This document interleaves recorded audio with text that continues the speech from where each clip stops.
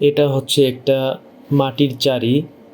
আর এই চারির মধ্যে অ্যাকোয়ারিয়ামে যে রঙিন মাছ রাখে সেই মাছ একজোড়া মাছ রাখা হয়েছিল এবং অ্যাকোয়ারিয়ামের দোকান থেকে এই একজোড়া মাছ ৮০ টাকা দিয়ে কেনা হয়েছিল।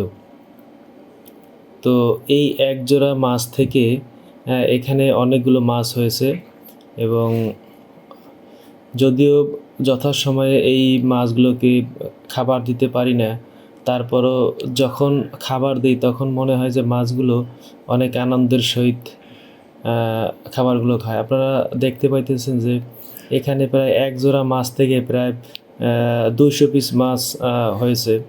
তো এই এক জোড়া মাছ আমি ৮০ টাকা দিয়ে যখন কিনেছি তখন আমার কাছে মনে হয়েছিল যে এক জোড়া মাছ আসলে আমার কাছে অনেক কিছু, কিন্তু আমি দেখলাম যে এই এক জোড়া মাছ থেকে প্রায় আমার ২০০ পিস মাছ হয়েছে। অর্থাৎ আমার মনটা যে এত ভালো লেগেছে আসলে আমি বলে বোঝাতে পারবো না। এটা মূলত আমি একটু রিসার্চ করার জন্য এই মাটির চারিতে মাছগুলো রেখেছি। আসলে মাটির চারি মাছ উৎপাদনের জন্য অর্থাৎ বাচ্চা উৎপাদনের জন্য বড় একটা সুবিধাজনক জায়গা এবং মাছগুলোকে যখন খাবার দিতে পারি না তখন মাছগুলো মোটামুটি শ্যাওলা খেয়েই বেঁচে থাকে।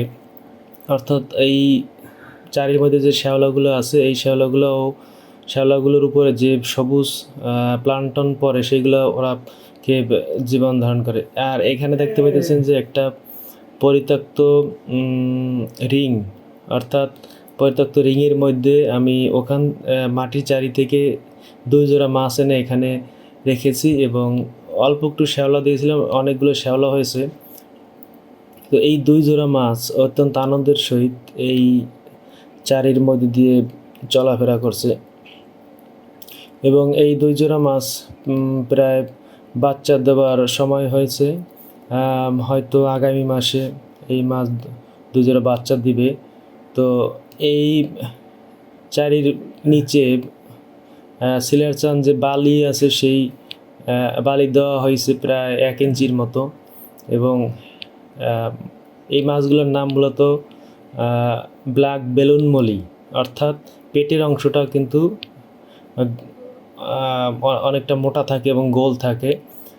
এটা যখন আরও বড় হবে তখন এটাকে মূলত একটা গোল আকৃতির মাছের মতো দেখা যাবে। তো দর্শক, আপনারাও আপনাদের যদি কোনো এরকম পাত্র থাকে তাতেও আপনারা মাছ চাষ করতে পারেন। তবে একটা বিষয় হচ্ছে যে এই মাছের যে পাত্রটা এটা মূলত প্রথমে আমি পানি দেওয়ার পরে চুন দিয়েছি। চুন দেওয়ার পরে সেই পানিটাকে চুন দেওয়ার পরে আমি এখানে পরিষ্কার পানি দিয়েছি এবং এই চারিটা কিন্তু সম্পূর্ণ জীবাণুমুক্ত করতে হবে। তো যখন পানি কমে যায় তখন এই চারির মধ্যে পানি দেওয়া হয় আর এখানেও মাছগুলো অনেক স্বাচ্ছন্দ্যে ঘোরাফেরা করতেছে। তো এরপরে আমার আরও পরিকল্পনা রয়েছে যে এই মাছ নিয়ে গবেষণা করার জন্য বা এই